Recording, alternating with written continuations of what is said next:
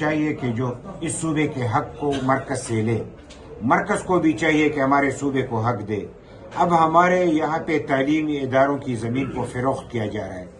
اور ہمارے وزیر اعلیٰ کہہ رہے کہ میں پی آئی اے خرید لوں گا، تو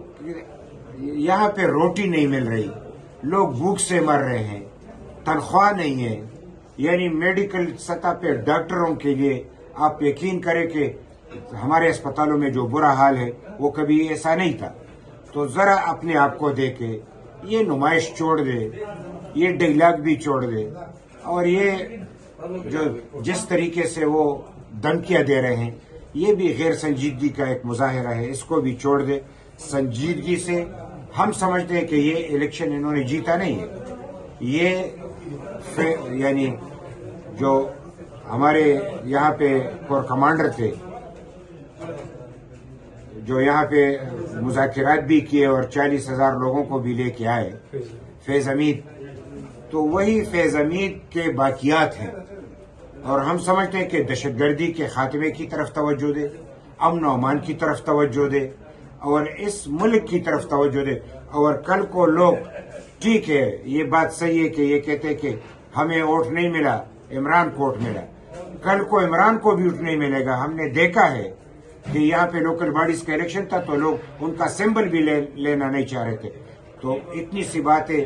آپ لوگوں نے سوال کیا، میں اتنا عرض ضرور کروں گا کہ پاکستان میں جس طریقے سے امن و امان کا مسئلہ ہے اس کو حل کرنا چاہیے،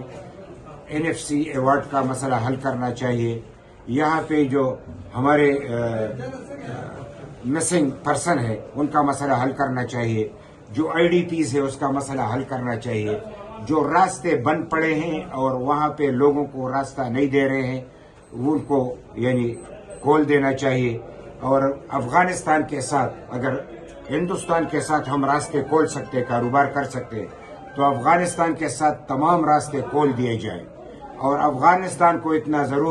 میں ضرور کہوں گا کہ چونکہ آپ کی اپنی حکومت ہے، افغانستان جانے، اپنا کام جانے، مجھے ان کے لیے کوئی مشورے کی ضرورت نہیں ہے، لیکن ایک پختون کے ناطے سے تعلیم خدا نے، رسول نے تمام لوگوں پہ فرض کیا ہے، چاہے وہ مرد ہو یا عورت ہو، تو عورتوں کے لیے بھی تعلیم کے دروازے کھول دے۔ اور آج جو نشریات پہ لائیو یعنی جو فوٹو اور جو لائیو پروگرام ان کو بند کر دیا گیا ہے، اور وہ کہہ رہے کہ صرف ویڈیو چلے گا، آڈیو نہیں چلے گا، تو یہ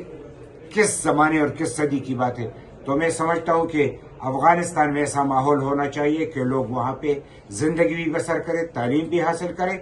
اور جو افغانستان کے عوام چاہے تو وہ حکومت بھی بنے۔